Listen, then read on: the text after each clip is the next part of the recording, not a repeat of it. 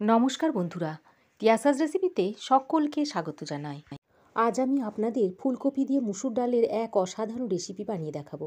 এটা খেতে যেমন খুবই টেস্টি হয়, তেমনি তাড়াতাড়ি বানিয়েও নেওয়া যায়। ঘরে থাকা সামান্য কিছু উপকরণ দিয়ে খুব সহজেই রেসিপিটা তৈরি করে নেওয়া যায়। আসুন তবে দেখে নেওয়া যাক রেসিপিটা। এই বাটির মাপ করে আমি 1 বাটি মুসুর ডাল 1 ঘন্টা ভিজিয়ে রেখেছিলাম। ভেজানোর পর দেখুন কতটা ফুলে মোটা হয়েছে। এবার একটা মিক্সিং জার নিয়ে নিচ্ছি। তারপর এই ভেজানো ডালটা মিক্সিং জারের মধ্যে দিয়ে দিচ্ছি। সম্পূর্ণ ডালটা আমি জল ছেঁকে মিক্সিং জারের মধ্যে ভরে নিয়েছি। এবার একটা মিহি পেস্ট বানিয়ে নেব। ডালের পেস্টটা আমার বানানো হয়ে গেছে। এবার একটা বড় বোলের মধ্যে ডালের পেস্টটা ঢেলে নিচ্ছি।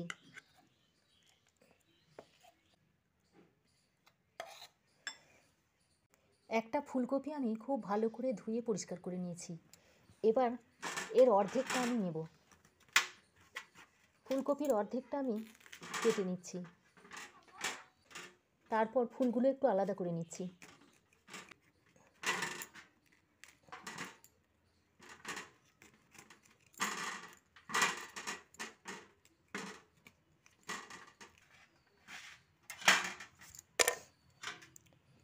এবার এরকম একটা গ্রেটার নিয়েছি।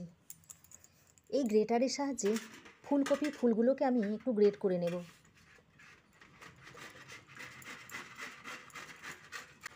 ফুলকপির সব ফুলগুলো আমি এইভাবে গ্রেট করে নেব। দেখুন ফুলকপির ফুলগুলো আমি সব গ্রেট করে নিয়েছি, আর এরকম মোটা অংশগুলো বাদ দিয়ে দিচ্ছি। এবার ডালের পেস্টের মধ্যে কোরানো ফুলকপিগুলো দিয়ে দিচ্ছি। এবার এর মধ্যে দিয়ে দিচ্ছি একটা বড় সাইজের কুচনো পেঁয়াজ।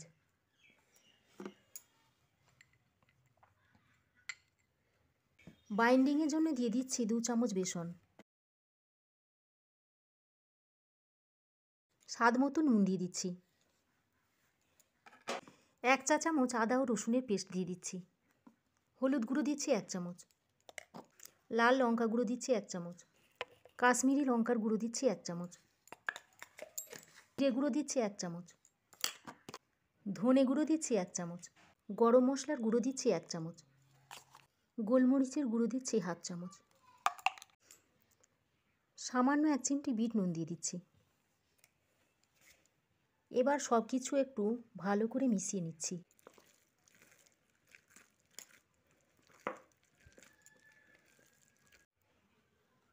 মিশ্রণটা আমার তৈরি হয়ে গেছে।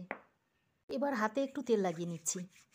তারপর এই মিশ্রণ থেকে কিছুটা নিয়ে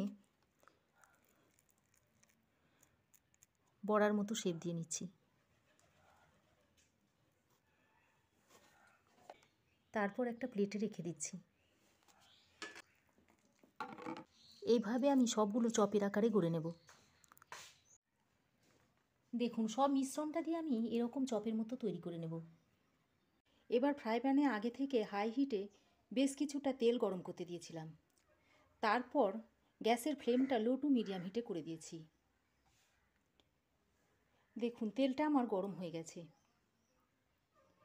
এবার চপের আকারে গড়া বড়াগুলো তেলের মধ্যে দিয়ে দিচ্ছি।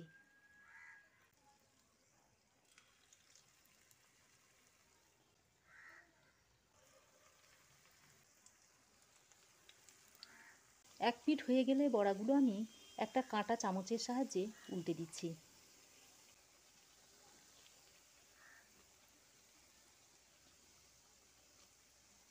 বড়াগুলো আমি সব উল্টে দিয়েছি।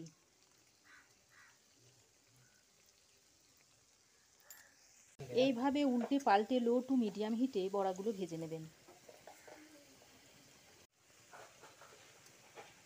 দেখুন বড়াগুলো আমি গোল্ডেন করে ভেজে নিয়েছি।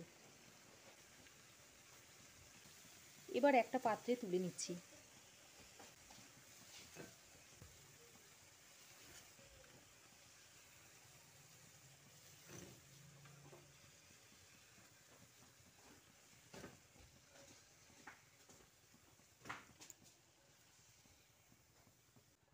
বাকি বড়াগুলো ওই একইভাবে ভেজে নেবেন।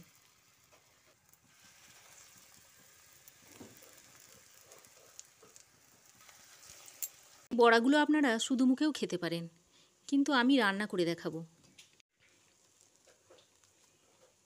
দেখুন ওরটা কত মুচমুচে আর ভেতরটা দেখুন কি সুন্দর। দ্বিতীয় ব্যাচের বড়াগুলো আমার ভাজা হয়ে গেছে, তুলে নিচ্ছি। দেখুন সব বড়াগুলো ভাজা হয়ে গেছে। এবার এর মধ্যে থেকে অর্ধেকটা আমরা রান্না করে দেখাবো আর অর্ধেকটা এমনি খাবো। ফ্রাই প্যান গরম করে 1 চামচ সর্ষের তেল দিয়ে দিচ্ছি। কিছু চৌকো করে কাটা আলু দিয়ে দিচ্ছি। আলুটা একটু লালচে করে ভেজে নেব।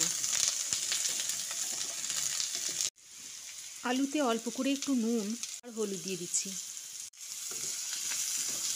এবার আলুটা একটু লালচে করে ভেজে নিতে হবে। দেখুন আলুটা এবার লালচে করে ভেজে তুলে নিচ্ছি।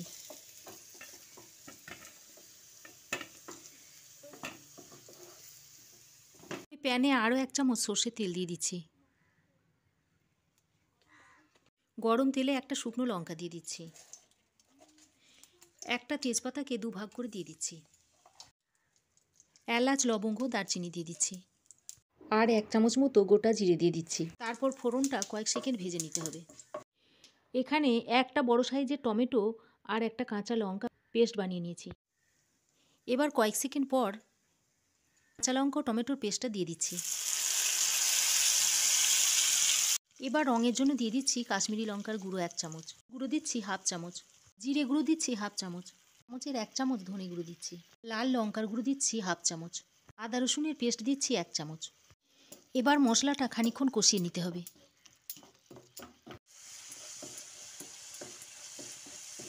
বেশ খানিকক্ষণ মশলাটা কষিয়ে নেওয়ার পর মশলা থেকে দেখুন তেল ছেড়ে এসেছে।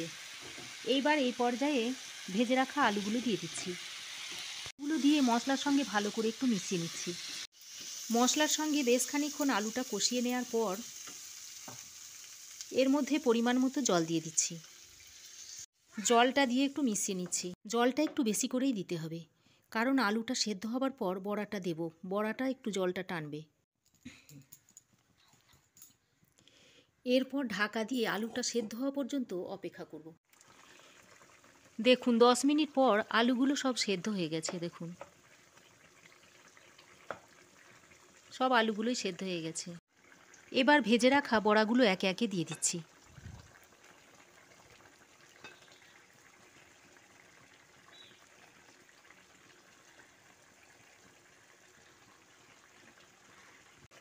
জলটা ফুটে ফুটে কমে গেছে, তাই একটু গরম জল অ্যাড করছি।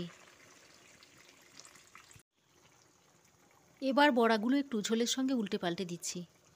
ঢাকা দিয়ে 5 মিনিট মতো রান্না করে নেব। 5 মিনিট পর ঢাকাটা খুলে নিয়েছি। এবার এর মধ্যে একটু ঘি ও গরম মশলা ছড়িয়ে দিচ্ছি। আর 2টো কাঁচা লঙ্কা ছড়িয়ে দিচ্ছি। এখানে নুনটা একটু চেক করে নেবেন। তারপর আবারও 2 মিনিট ঢাকা দিয়ে স্ট্যান্ডিং টাইমে রাখার পর সার্ভ করে দেব। রেসিপিটা কেমন লাগলো অবশ্যই কমেন্ট সেকশানে একটা কমেন্ট করে জানাবেন। ভালো লাগলে লাইক ও শেয়ার করবেন। পাশে থাকা বেল আইকনটা অবশ্যই প্রেস করবেন, তাহলে আমি যখনই কিছু নতুন ভিডিও আপলোড দেব সর্বপ্রথম নোটিফিকেশান আপনার কাছে গিয়ে পৌঁছাবে। আমার চ্যানেলে নতুন বন্ধু হয়ে থাকলে প্লিজ চ্যানেলটা সাবস্ক্রাইব করার অনুরোধ রইল। আজ এ পর্যন্তই।